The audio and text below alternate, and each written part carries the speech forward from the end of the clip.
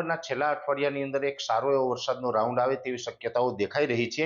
અને વાત છે ચોમાસાની વિદાયની, આમ જોવા જઈએ તો 15 સપ્ટેમ્બર પછી ગમે ત્યારે જનરલી ચોમાસાની વિદાય થતી હોય છે, પણ આ વર્ષે ચોમાસું લાંબુ છે એટલે 1 અથવા તો 2 ઓક્ટોબરથી ચોમાસાની વિદાયની શરૂઆત થશે। અને આ ચોમાસાની વિદાય છે ખૂબ ધીમી ગતિ હશે, એટલે 1-2 તારીખથી જે મોન્સૂન વિડ્રોલનો ટાઈમ ચાલુ થશે એ લગભગ 18 અથવા તો 20 ઓક્ટોબર સુધી ચાલે તેવી શક્યતાઓ છે। સામાન્ય કે આ વરસાદો હશે એ થંડરસ્ટોર્મ એક્ટિવિટીના ભાગરૂપે હશે, એટલે કે છૂટાછવાયા હશે, જ્યાં વરસાદ પડશે ત્યાં ગાજવીજ અને પવન સાથે કલાક 2 કલાક માટે વરસાદ હોય। મોન્સૂન વિડ્રોલ ટાઈમની અંદર લાંબો વરસાદ કે હેલી થાય તેવી શક્યતાઓ જનરલી હોતી નથી, એટલે ટૂંકા ટાઈમ માટે કલાક 2 કલાક માટે વરસાદ પડે અને એ પણ છૂટાછવાયા વરસાદ હોય છે।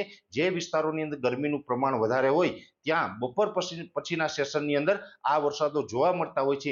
એવી જ રીતે 1-2 ઓક્ટોબરથી લઈને 18 ઓક્ટોબર સુધી થંડરસ્ટોર્મ એક્ટિવિટીના છૂટાછવાયા વરસાદ જોવા મળી શકે છે।